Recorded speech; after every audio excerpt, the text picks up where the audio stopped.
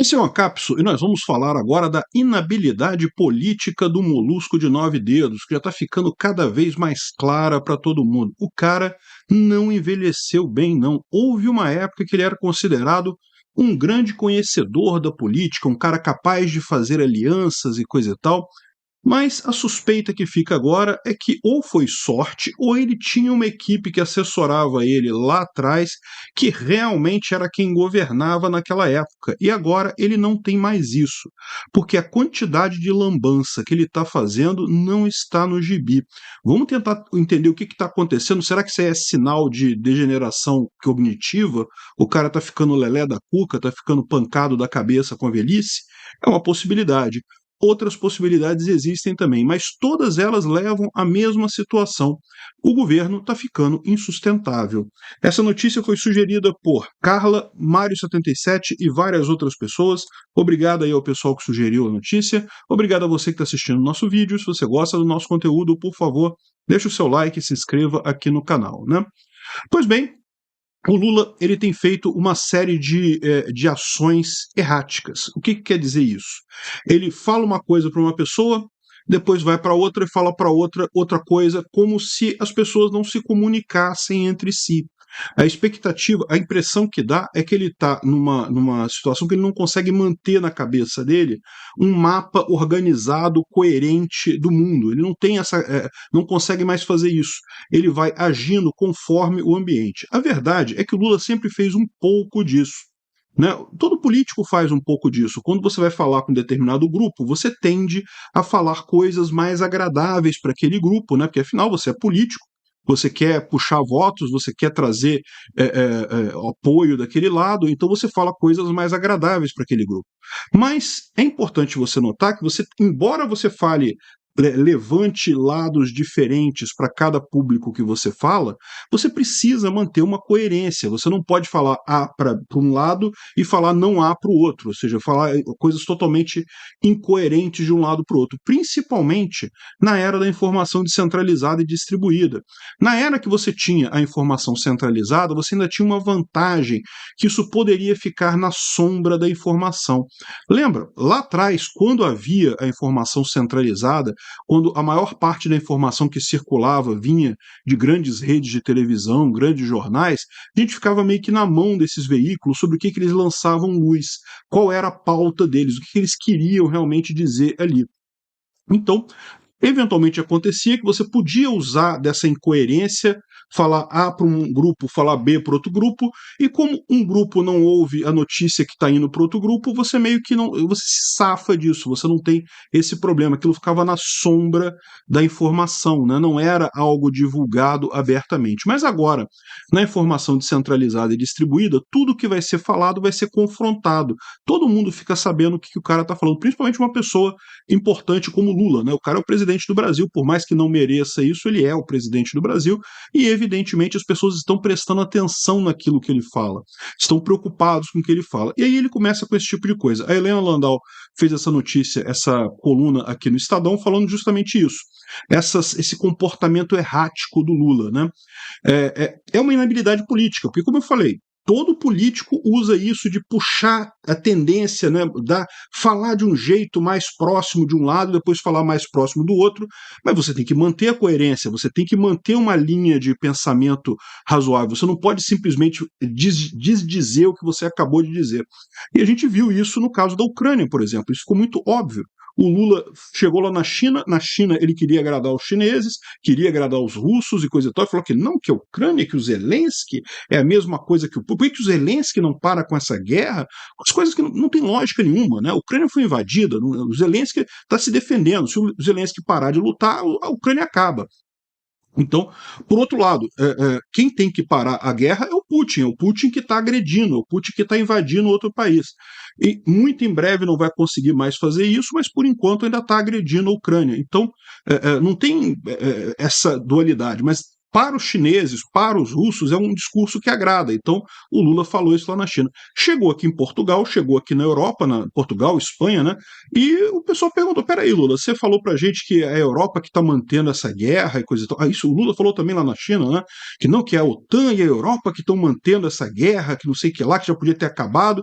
Que isso é claramente o discurso da Rússia, né? A Rússia fala que está lutando contra a OTAN e coisa e tal, e que é a OTAN que está insistindo nessa guerra, como se não, é a Ucrânia que está lutando ali, a OTAN está ajudando a Ucrânia.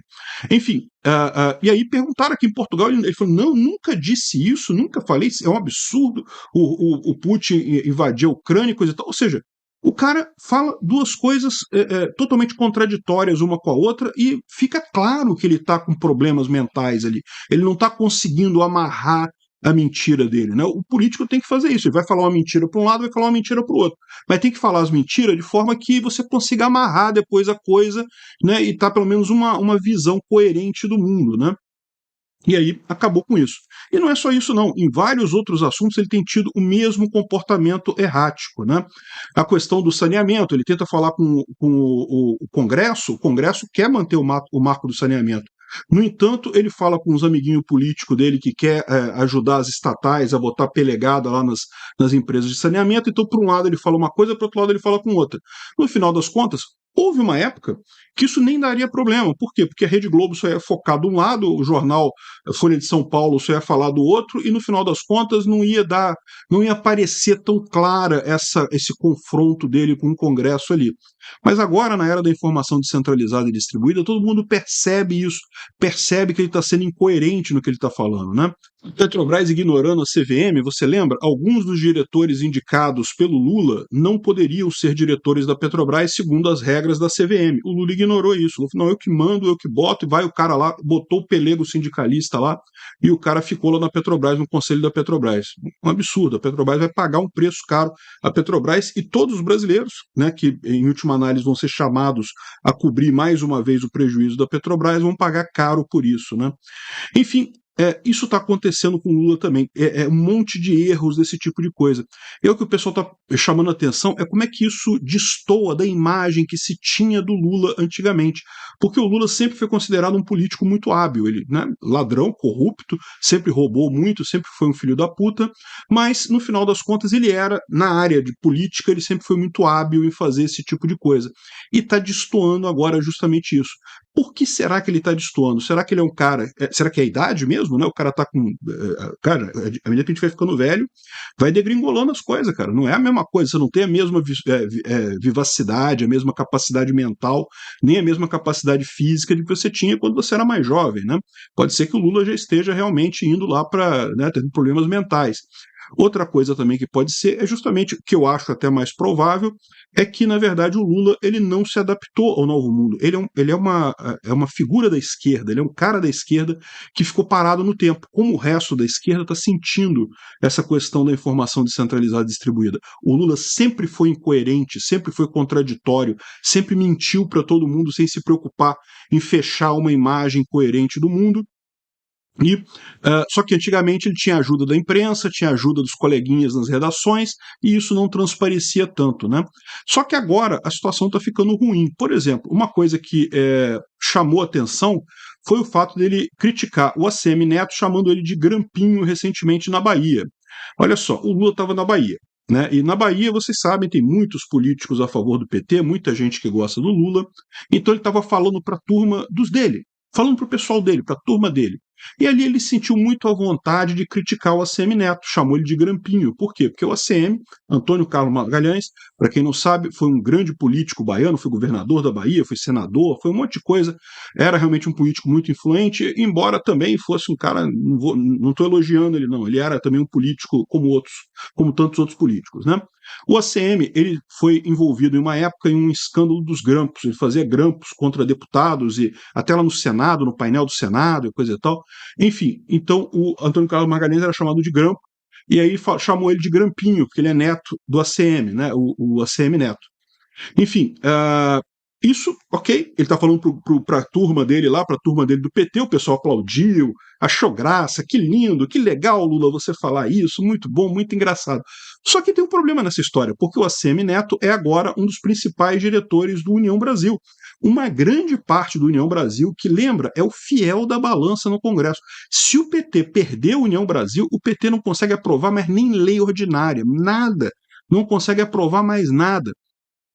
Porque ele já não tem maioria folgada para aprovar PEC, para nada, só prova se conseguir convencer o pessoal realmente a aprovar. Agora, isso porque tem União Brasil. União Brasil ainda ficou ali como fiel da balança, embora seja um partido mais à direita e coisa e tal, mas aí conseguiu fechar um acordo ali, fechou, levou 3 ministérios do governo Lula, e por isso, em tese, faz parte da base do governo, muito embora, como eu já expliquei para vocês, é um grupo heterogêneo, nem todo mundo no União Brasil vota pelo governo. Enfim, para você ter uma ideia, o Sérgio Moro, do União Brasil, o Sérgio Moro faz parte desse grupo. Dificilmente, a menos que seja uma matéria que realmente interesse à direita ou interesse ao Sérgio Moro, ele não vai votar em projetos ali por ser do União Brasil, por orientação do União Brasil. Mas, enfim, o ponto é esse. Se o Lula. Isso do jeito que está já está frágil, mas se o Lula perde a União Brasil de vez, aí a coisa degringola completamente para ele. E olha só o que ele fez: ele vai numa reunião para agradar a galera, para agradar a turminha dele, que ele não precisava agradar, porque a verdade é que esse pessoal já apoia ele, já ligado a ele, já vai apoiar ele de qualquer forma, ele não precisava fazer isso.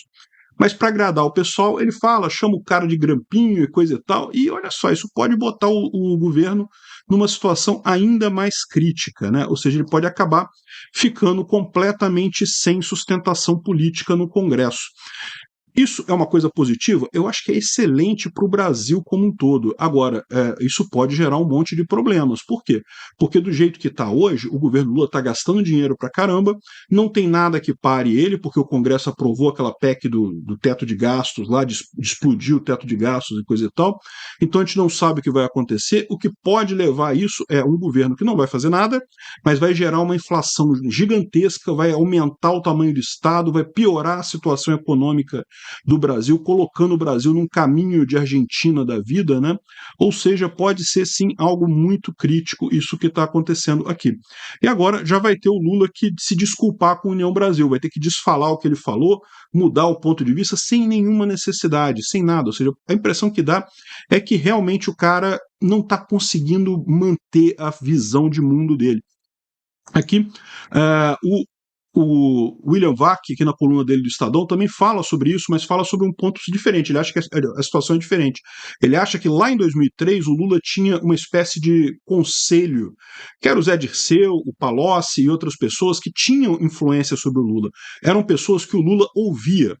Hoje, no governo, o Lula não tem ninguém, não tem esse grande conselho de pessoas que dão dicas para o Lula, pessoas que têm luz própria. Né? O Lula tem hoje em dia é um monte de capacho, todo mundo querendo vaguinha, querendo cargo, querendo mais dinheiro e coisa e tal, mas ninguém que realmente consiga peitar o Lula. Falar, Lula, não faz isso, você está fazendo besteira, você está fazendo merda, não faz isso daí não. Não tem ninguém para fazer isso lá. Né? O Zé Dirceu fez esse papel lá atrás, o Antônio Palocci fez esse papel lá atrás, hoje em dia não tem mais ninguém.